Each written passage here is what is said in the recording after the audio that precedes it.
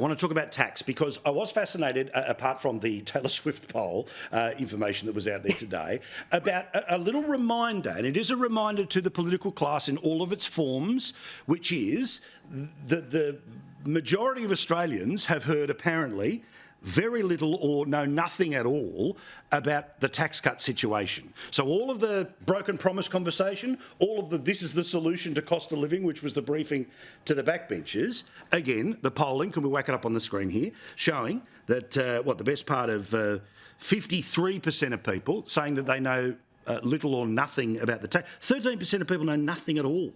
40% of people know hardly nothing. Now, what's also interesting here is that the same polling turns around and says about creating a fairer tax system. 41% of people basically say there's no difference.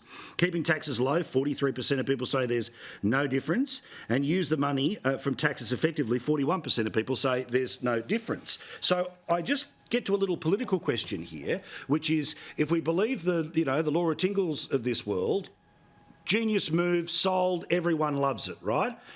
I've always argued that once they actually turn up on July the 1st, people will either not notice or will notice that $14 a week is a little too late, Hollie.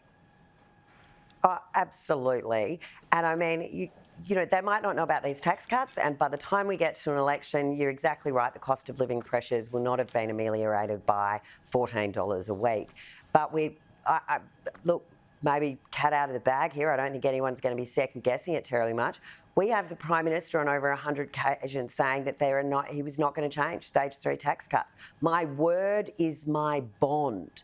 You don't think that's the ad campaign with every broken promise this bloke's delivered? The $275 coming off your power bill, there'll be no changes to superannuation. And just, don't hold your breath, guys. Negative gearing, it's coming next.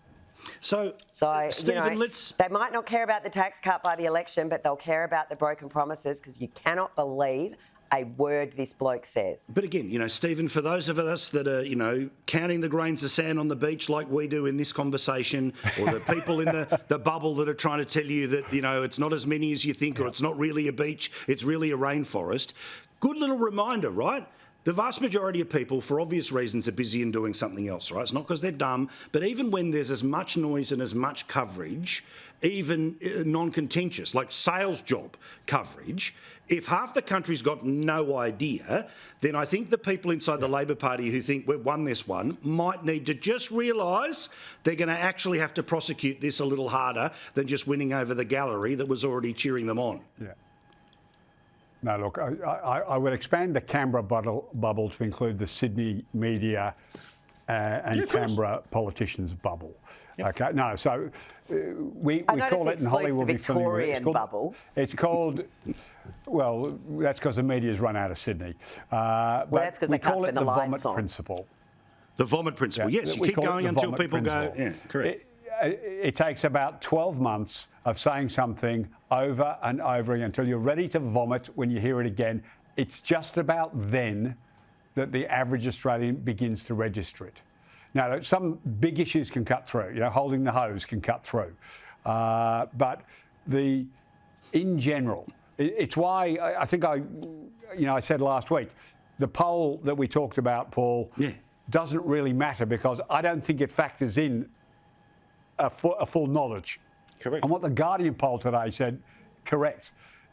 Most people still don't really know. Just because we talk about it, and Paul, you hammer issues and themes over and over again because you've got to keep reminding people 100%. Before it becomes part of in the back of their mind. They can feel it in the back of their mind. So I message think discipline, my friend. Today showed nothing new. I know message the principle, discipline. Stephen. Hence why, Hollie, too I little, understand too the late. political principle, too little, too late. But what I too think little, people too will late. remember is the lightness of their back pocket. No, but people, they might not hear it, they might not remember it. And Stephen, I know the principle you're talking about. When we're sick of saying it, people are just starting to listen. Right.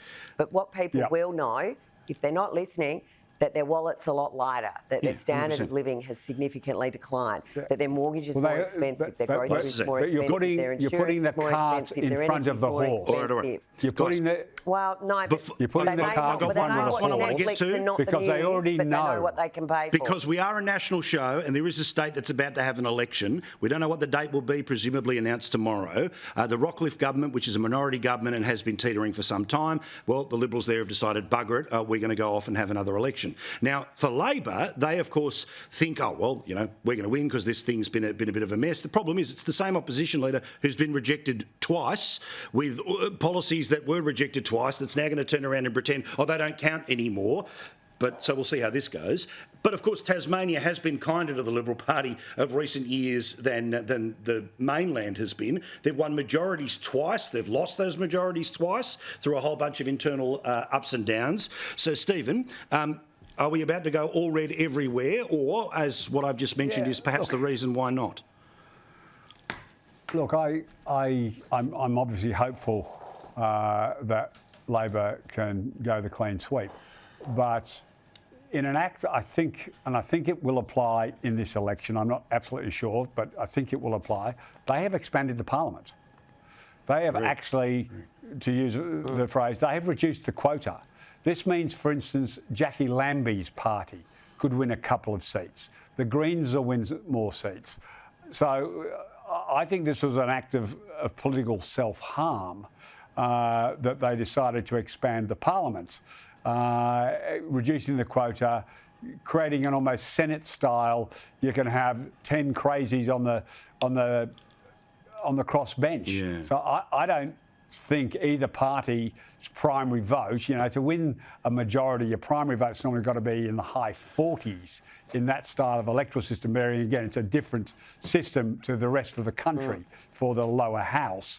So you've got a situation where I suspect neither party will have a majority, and then it's going to come down to who gets elected in the crossbenches and who are they willing to support. And it's just too soon to make a call on that.